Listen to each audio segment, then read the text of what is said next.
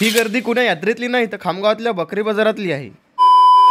सकाळ सकाळी मस्त मोबाईल पाहत होतो तितक्यात पप्पाचा फोन आला। पप्पा म्हणत आपण त्या बकऱ्या घ्यायला त्या गाडीत टाकून घेऊन ये बाजारात। म्हटलं आलो 0 मिनिट। पिंटू काकाला फोन लावून बोलावून घेतलं। काकाला म्हटलं चला आपल्याला बकऱ्या घेऊन बाजारात जायला। आपल्याला हरिक या गोष्टीचा आहे की काका एका फोन मध्ये हजर होता। सगळ्या बकऱ्या गाडीत टाकल्या आणि निघालो बाजारात जायसाठी। आणि मी तुम्हाला मागच्या एका ब्लॉग मध्ये सांगितलं होतं की आपण एक स्पेशल बकरी बाजारावर ब्लॉग बनवणार आहे। शेवटी आज तो दिवस येऊनच गेला। आणि पोट्टो मी इतक्या कातोड्याने ब्लॉग बनवून राहिलो तुम्ही आपल्याला फॉलोच नाही करून राहिले। या महिन्यात आपला 28 तारखेला बर्थडे आहे आणि 28 तारखेपर्यंत आपले 2K फॉलोअर्स कंप्लीट झालेच पाहिजे। करून टाका बरं सटकन पटकन फॉलो। आणि पोट्टो हे जे समोरची गाडी आहे की नाही हे बी आपलीच आहे बरं। या दोन्ही गाड्या मी एकट्यानंच भरल्या। पी नाही भाऊ इतके मोठे जनावर उचलून गाडीत टाकणं। पोट्टो तुम्हाला जर खामगावच्या बकरी बाजारात यायचं असलं खामगावतून गाडी आणायची बायपास हायवेवर मग टाकायची डाव्या साईडनं जनुना या रोडवर। आणि या बायपास हायवेवरून आपला बकरी बाजार 2 किलोमीटरवर आहे। अशा प्रकारे आपल्या बकरी बाजाराची सुरुवात आहे। आणि तुम्हाला जर बकऱ्या खरेदी करायच्या असतील तर आपल्या खामगाव बकरी बाजाराला नक्की भेट द्या। आणि असा बाजार बुलढाणा जिल्ह्यात कुठंच भरत नाही। विशेष म्हणजे या बाजारात कर्नाटक, आंध्रा, चेन्नई, हैदराबाद असे दूरदूरून व्यापारी येत असतात। बाजारात येत नाही तर पप्पानं पहिले 2 गाड्या विकेल बी होत्या। आता या मीना आणेल बकऱ्याचा सौदा चालू होता। तुम्हाला सांगतो मी काही जास्त बाजारात येत नाही त्याच्यामुळे मला यायची फारशी भाषा काही समजत नव्हती। पप्पाले दावणीत बकऱ्या बांधून दिले आणि निघालो घरी जायसाठी। तुम्हाला सांगतो तुम्ही जर अजून आपल्या आयडीला फॉलो करेल नसेल तर करून घ्या। आपण मार्केटला नवीन काहीतरी आणणार आहे। थोडीशी रिस्क आहे पण मार्केट फिक्स आहे। या पटकन फॉलो करून चला मग तुमच्यासाठी आजचा ब्लॉग इतकाच। भेटू पुढच्या ब्लॉग मध्ये।